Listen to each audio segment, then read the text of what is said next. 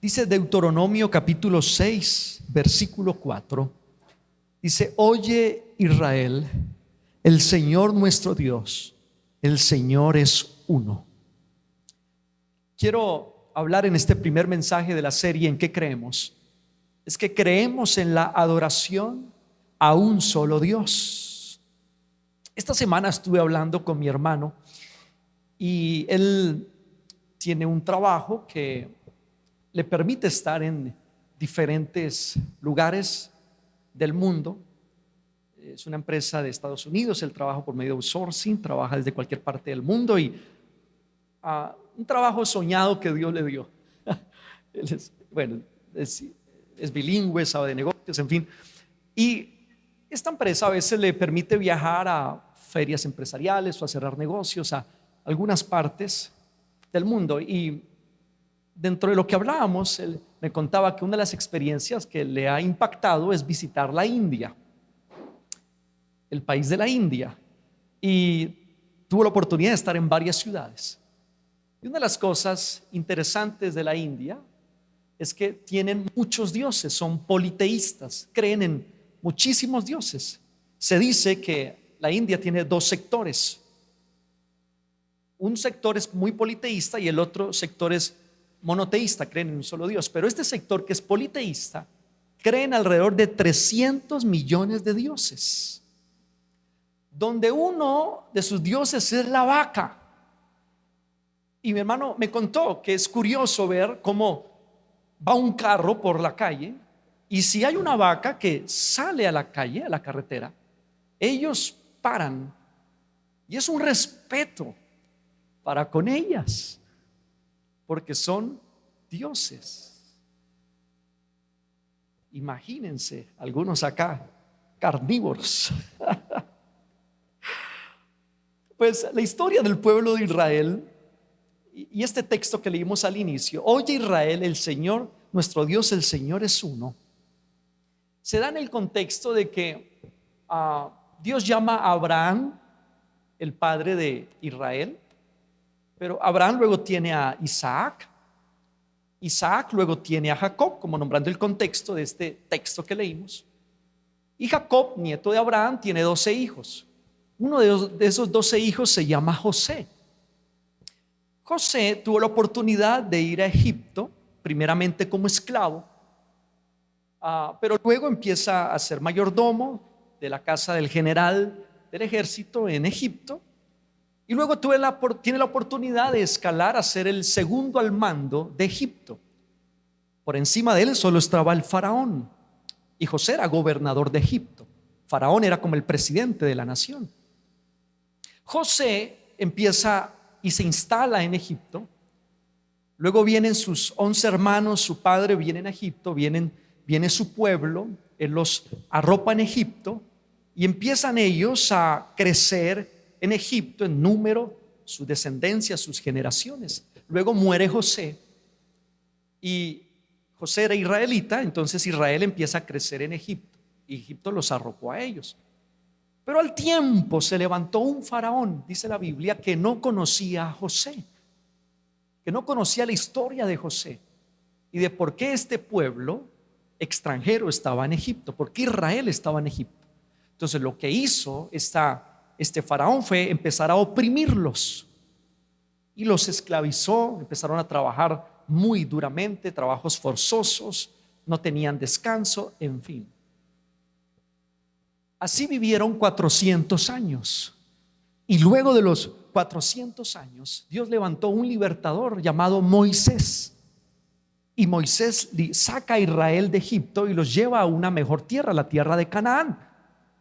Y resulta que cuando ellos salen, Dios empieza a instruirlos a ellos como nación, empieza a darles algunas cosas que Él quiere que ellos sepan y que guarden, unos mandamientos, unos lineamientos que ellos debían tener como ya pueblo de Dios. Y una de las cosas que le dice Dios a Israel es: el Señor nuestro Dios, quiero que lo tengan muy en cuenta, el Señor uno es. ¿Por qué Dios le dice esto a Israel? Porque en el antiguo Egipto se reconocían alrededor de 1500 dioses. Es decir, eran politeístas. También la mayoría de los diferentes dioses son representaciones de fuerzas de la naturaleza en Egipto. Entonces ellos venían con una mentalidad de 400 años de ver politeísmo, politeísmo, politeísmo, politeísmo. Pero cuando salen, Dios les dice: yo quiero que entiendan que el Señor nuestro Dios, el Señor es uno. Que no hay muchos dioses, solo hay un Dios verdadero.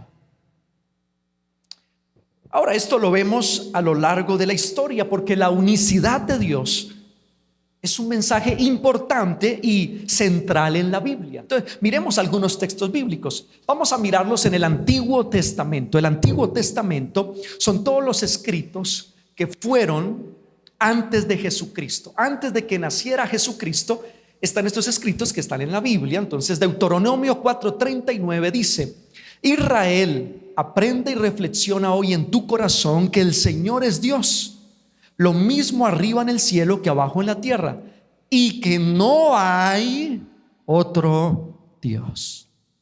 Isaías 43:10 dice: ustedes son mis testigos, son el siervo que yo escogí, para que ustedes me conozcan y crean y entiendan que yo soy el Señor. No ha habido ningún Dios antes de mí, ni lo habrá después. Oseas capítulo 13 versículo 4 dice: yo soy el Señor tu Dios, yo te saqué de Egipto, no conocerás a otro Dios fuera de mí, pues yo soy tu único Salvador. Zacarías 14:9 dice: cuando llegue ese día, el Señor reinará sobre toda la tierra, y Él será el único Señor, y su nombre será el único nombre. Pero también lo vemos en el Nuevo Testamento. El Nuevo Testamento son todos los escritos que se hicieron después de que nació Jesucristo. Entonces miremos, por ejemplo, Juan 10:30 dice: el Padre y yo somos uno. Gálatas 3:20 dice: y el mediador no lo es de uno solo, pero Dios sí es uno. Santiago 2:19 dice: tú crees que Dios es uno y haces bien, pues también los demonios lo creen y tiemblan. Primera Timoteo 2:5, que está antes, dice: porque hay un solo Dios. Y al mirar esta verdad bíblica de un solo Dios, pueden surgir preguntas. Por ejemplo, preguntas como: cuando Jesús oraba al Padre, ¿estaba orando a otro Dios? ¿O cuál era el propósito de su oración? Pues resulta que en Jesús habían dos naturalezas. Jesús era 100% Dios, pero también era 100% hombre. Por eso, como hombre, Jesús tuvo hambre, pero como Dios dio de comer a más de 5,000 personas solamente con 5 panes y 2 peces, los multiplicó. Como hombre lloró frente a la tumba de Lázaro porque era su amigo, pero como Dios lo resucitó. Como hombre murió en la cruz, pero como Dios resucitó de entre los muertos. Como hombre oraba, pero como Dios respondía las oraciones. Entonces, cuando vemos a Jesús, hay que entender que uno de los atributos de Dios es que Dios es omnipresente, es decir, que está en muchos lugares al mismo tiempo. Él está aquí con nosotros, pero también está en todas las comunidades de fe que hoy a esta misma hora están honrando su nombre. También está con ellos. Y si ahora hay una celebración en China donde están honrando su nombre, también está en China, moviéndose. Amén. Porque Él es omnipresente, está en todos lugares al mismo tiempo. Entonces, como Jesús es 100% Dios, también era omnipresente. Entonces, cuando Dios se manifestó en carne, en Jesús, porque Dios se manifestó como hombre en Jesucristo, no perdió este atributo, no perdió el atributo de la omnipresencia. Por eso dice la Biblia en Juan 3:13, nadie subió al cielo, sino el que descendió del cielo, el Hijo del Hombre que está en el cielo. ¿Y dónde estaba Jesús en ese momento? En la tierra. Entonces está hablando con alguien y le dice, mire, nadie subió al cielo, sino el que descendió del cielo. Está hablando acerca de él, el Hijo del Hombre que está en el cielo, y estaba ahí. Es decir, que Dios, al manifestarse en carne en Jesús, no perdió su omnipresencia. Estaba ahí haciendo milagros, pero también estaba en el cielo, pero también estaba en la China, pero también estaba en todo lugar. Ahora, Felipe tuvo una confusión. Felipe era un discípulo y él tuvo una confusión y dijo, a ver, tengo esta confusión de ver a Jesús y ver al Padre. El Padre, yo creo que es otro Dios, dijo Felipe. El Padre es otro Dios. Pero en Juan 14:8-9 relata la conversación que tiene con Jesús. Felipe le dijo, Señor, muéstranos al Padre y nos basta. Jesús le dijo, tanto tiempo hace que estoy con vosotros y no me has conocido, Felipe. El que me ha visto a mí, ha visto al Padre. ¿Cómo pues dices tú, muéstranos al Padre? Yo puedo ser muy parecido a mi papá. De hecho, muchos me dicen eso. Bueno, dicen que yo soy una versión mejorada. Pero por más que yo me parezca a mi padre, yo no puedo decir el que me ha visto a mí, ha visto a John Jairo. Pero Jesús sí lo podía decir, porque Él era Dios hecho hombre. Él era Dios hecho hombre. Entonces, cuando Jesús oraba, lo hacía para darnos ejemplo de cómo un hombre debe orar a su Padre Celestial. Debemos chequear cuando Jesús está hablando solo como hombre, cuando Jesús está hablando como Dios y cuando Jesús está hablando como hombre y como Dios al mismo tiempo. Y eso hace fascinante la Biblia y la historia de Jesús, hace fascinante los evangelios. Cuando la Biblia habla acerca de Padre, Hijo y Espíritu Santo, se está refiriendo a tres dioses, es la pregunta de muchos. En Mateo 28:19 dice, por tanto, id y haced discípulos a todas las naciones, bautizándolos en el nombre del Padre y del Hijo y del Espíritu Santo. Muchos, cuando vemos textos como estos, pensamos que hay tres dioses y caeríamos en el error del politeísmo, de mirar más dioses. Pero lo que aquí la Biblia nos trata de ilustrar no es politeísmo, porque ya vimos que la Biblia nos dice hay un solo Dios, hay un solo Dios, hay un solo Dios, hay un solo Dios. Entonces no nos está mostrando más dioses. Lo que aquí la Biblia más bien nos está ilustrando son los papeles de Dios o oficios de Dios. Ejemplo, yo soy padre de Santiago, soy hijo de John Jairo y soy esposo muy felizmente casado de Angie. Amén. Esposo de mi esposa. Pero ¿cuántos son? Uno. Sino que tengo tres roles, tres oficios. Entonces, cuando hablamos acerca de Dios, decimos que Dios es Padre en la creación, porque Él creó todas las cosas y los padres son proveedores. Él nos dio un planeta donde vivir, un oxígeno que respirar, nos dio un cuerpo donde existir, es proveedor. Pero cuando hablamos de que Dios es hijo, es porque nació de la Virgen María, y todo lo que nace de una mujer se llama hijo.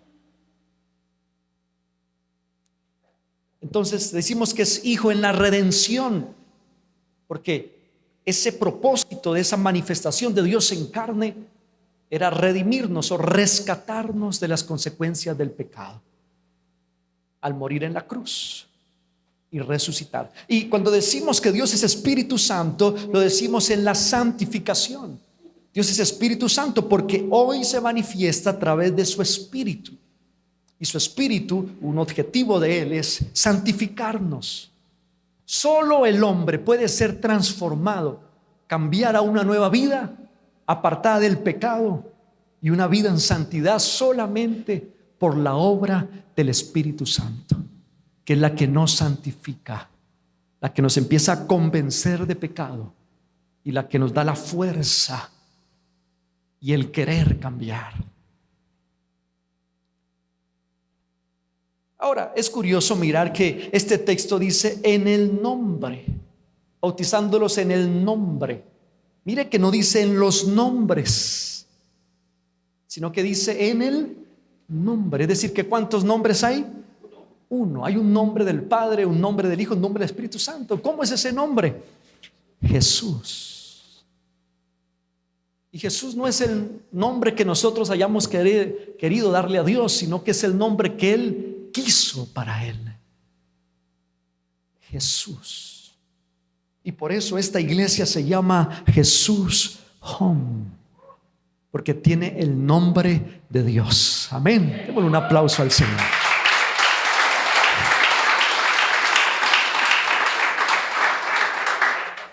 Pero alguien podrá preguntarse esta mañana, ¿por qué es tan importante saber quién es mi Dios? ¿Por qué es tan importante lo que estamos hablando? ¿Por qué es tan importante saber quién es mi Dios? ¿Y por qué es importante adorar a ese Dios?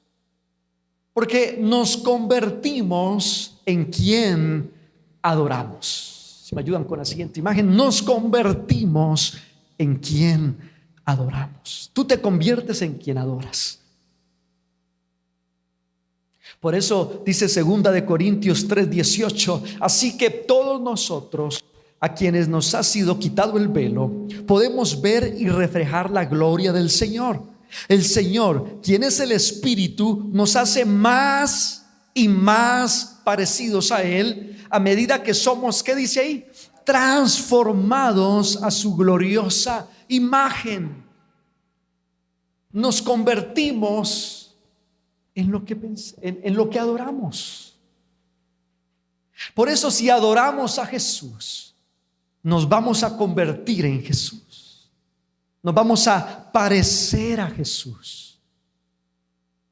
Vamos a, obviamente, no ser iguales, pero sí ser semejantes.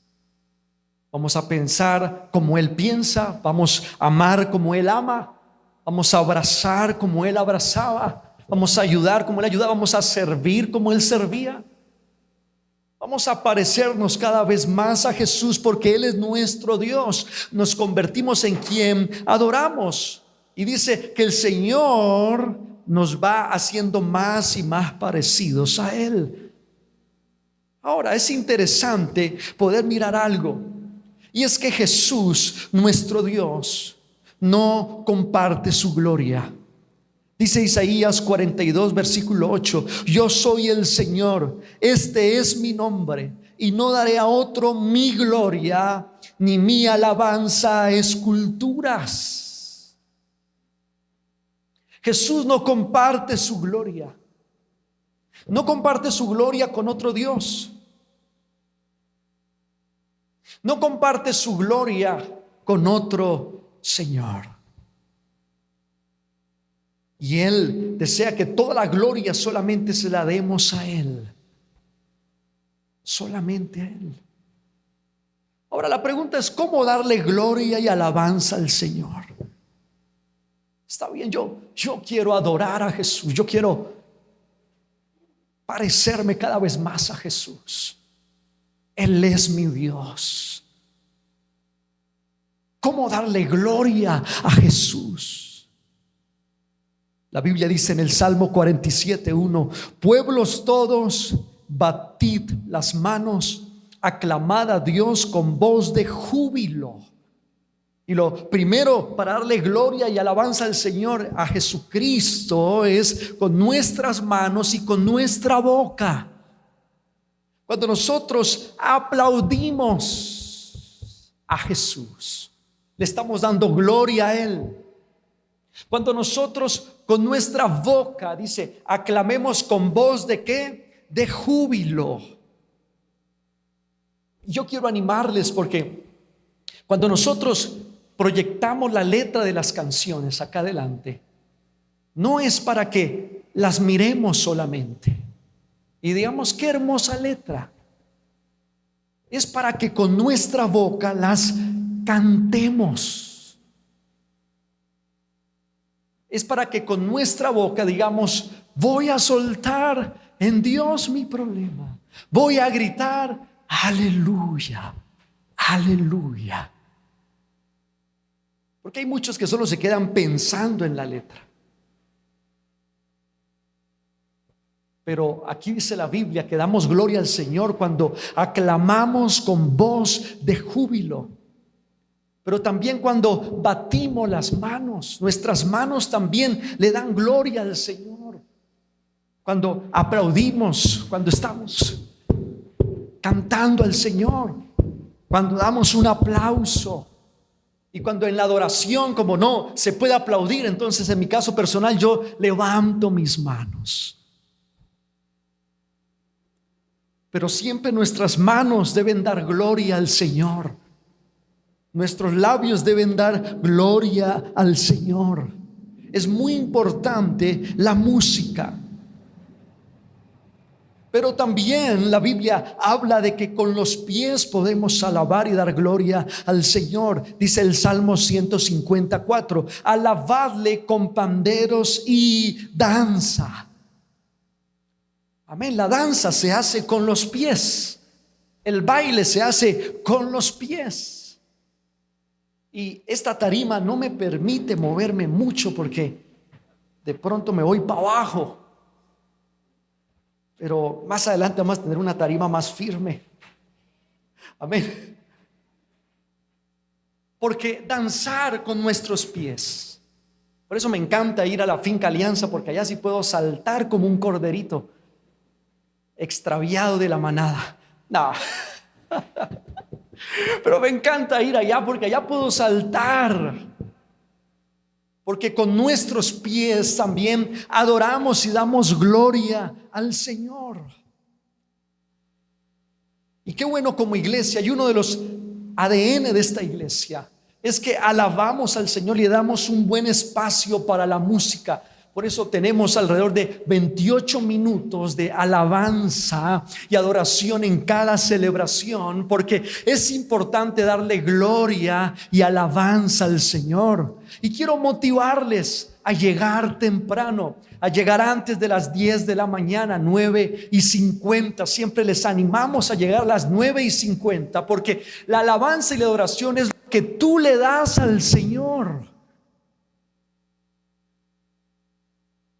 Y su palabra es lo que Dios te da a ti. Pero hay muchos que solo reciben lo que Dios les da, pero no le dan al Señor el domingo su alabanza. Entonces venimos y lo reconocemos como maestro porque Él nos habló, nos enseñó su palabra, pero no lo reconocemos como Dios porque no lo alabamos. La alabanza nos permite eso. Además de que nos permite tener intimidad con Dios cuando empezamos a alabar al Señor.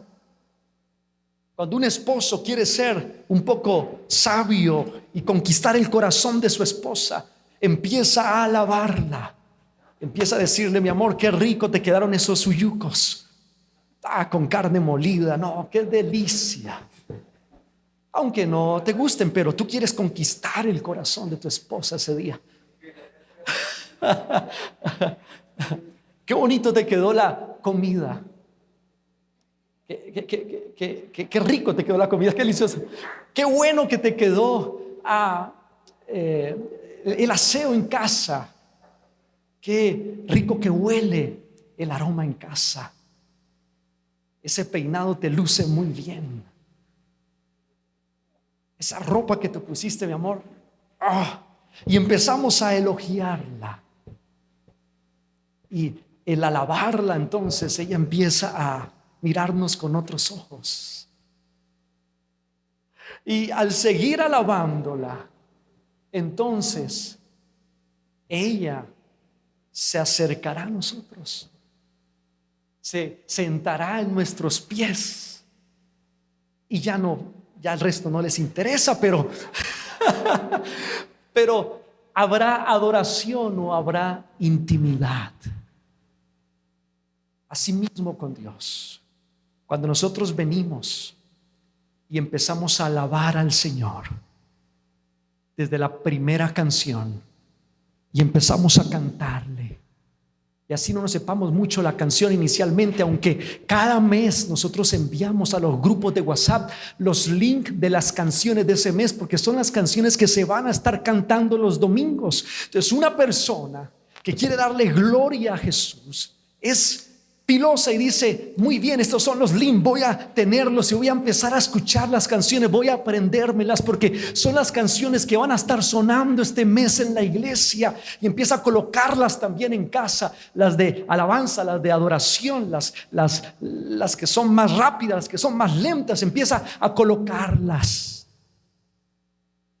porque queremos darle gloria al Señor. Y cuando alguien llega el domingo y empieza desde la primera canción a alabarlo, a bendecirlo, a aplaudirlo, así no se la sepa muy bien, pero sigue la letra, pero empieza a hacerlo, va a notar que a medida que pasa la alabanza y la adoración, va teniendo intimidad con Dios. Y cuando al final le decimos: bienvenido Espíritu Santo a mi vida, no solo es una frase de cajón o una frase más, es porque tú lo estás sintiendo en ti, porque estás teniendo intimidad con Dios. Pero para eso hay que alabarlo, para eso hay que llegar desde la primera canción, para tener intimidad con Dios. Ahora, ¿qué bendiciones trae alabar al Señor, darle gloria a nuestro Dios? Si nos ayudan con la instrumental, podríamos hablar de muchas bendiciones, pero quiero enfatizar una, y es la llenura del Espíritu Santo. La Biblia dice en Efesios capítulo 5 versículo 18 al 20, dice: no se emborrachen, pues perderán el control de sus actos. Más bien, permitan que sea el Espíritu Santo quien los llene y los controle. Cuando se reúnan, canten salmos, himnos y canciones espirituales. Alaben a Dios, el Padre de todo corazón, y denle siempre gracias por todo, en el nombre de nuestro Señor Jesucristo. Entonces dice: permitan más bien que el Espíritu Santo los llene. ¿Cómo los llena? Cuando se reúnen, canten himnos espirituales. Entonces, cuando nos reunimos a cantar al Señor y lo hacemos con todo nuestro corazón, Él nos llena con el poder de su Espíritu Santo. Él nos llena de su presencia. Y qué gloriosa presencia. Dice la Biblia que en su presencia hay plenitud de gozo. No hay un gozo mayor que puedas experimentar que en la presencia de Dios. El bautismo, la llenura del Espíritu Santo, que tanto la necesitamos. Dice la Biblia que el Espíritu Santo es el que nos guía a toda verdad. Para tomar decisiones certeras en la vida, necesitamos llenarnos del Espíritu Santo. Oh, tantas bendiciones que trae el Espíritu, y los dones, los regalos, el fruto del Espíritu: el amor, el gozo, la paz, la paciencia, la benignidad, la bondad, la fe, la mansedumbre que Él da. Es hermoso. Por eso necesitamos alabar al Señor, porque una de sus grandes bendiciones es que nos llena con el poder de su Espíritu Santo.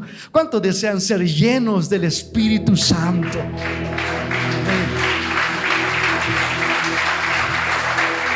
Nos llena del Espíritu Santo. Yo recuerdo que una de las cosas que aprendí cuando recién llegué a Jesús, tuve ese encuentro con Jesucristo en el mes de abril del año 2004, un día jueves. Le entregué mi vida al Señor y empecé a transcurrir en mi caminar con Jesús. Pero recuerdo que una de las cosas que yo aprendí mucho de la iglesia en donde llegué es que era una iglesia que sabía alabar y adorar a Dios. Yo miraba a los hermanos, mis hermanos, yo los miraba con sus ojos cerrados, cantando y aplaudiendo. Yo los miraba mirando a ver si llegó tal persona o si llegó tal. Este llegó tarde, este se le hizo, mínimo se levantó tarde, mínimo ayer trasnochó. No. Ellos no estaban pendientes de sus hermanos. Ya después del servicio ya uno, ¿qué le pasaría, cierto? Pero cuando ellos llegaban a la iglesia tenían un objetivo y era adorar al Señor. Y yo me hacía al lado, porque en la iglesia donde estaba no había solo un piano y había un timbal. Y el servidor que tocaba el timbal le tocaba durísimo ese timbal. Entonces muchos lo esquineaban y se hacían lejos de él, porque él cogía durísimo, le pegaba. Pero a mí me gustaba hacerme cerca, porque el sonido del tambor como que me inspiraba más. Y cada golpe que él hacía, eso me hacía así, pero como que me despertaba. Y yo me entregaba en la alabanza y la adoración. Me entregaba totalmente. Aplaudía, cerraba mis ojos y no los abría sino hasta que recibían la ofrenda. Y eran momentos preciosos. Y en cada celebración yo me llenaba con el Espíritu Santo. Yo hablaba en lenguas. Y yo no estaba pendiente si ese coro me gustaba o si ese coro no me gustaba, porque a veces somos así: ese coro no me gusta porque tiene tal ritmo, ese coro es muy antiguo, ese coro es muy moderno, no, es que aquí no venimos a cantar canciones que nos gustan a nosotros, sino canciones que le gustan a Dios. Amén. Canciones que le gustan al Señor. Que cuando nos ponemos en esa actitud bloqueamos la adoración y la alabanza. Pero yo no me ponía a ver eso. El coro que cantaran echaba para adelante, vamos a darle con toda, y empezaba. Y eran carrileros, corridos. Y yo era adolescente, pero yo no me ponía, a mí me gusta más lo urbano. No. Y Dios descendía y me llenaba, como hoy también me llena cada domingo acá, cuando adoro el nombre del Señor Jesucristo. Amén. Gloria al Señor. Hola, soy Steven Peña, pastor de la iglesia Jesús Home. Nos alegra que estés aquí. Si este mensaje te gustó, lo puedes compartir con amigos, suscribirte a nuestro canal y de esta manera gozarás de todo nuestro contenido.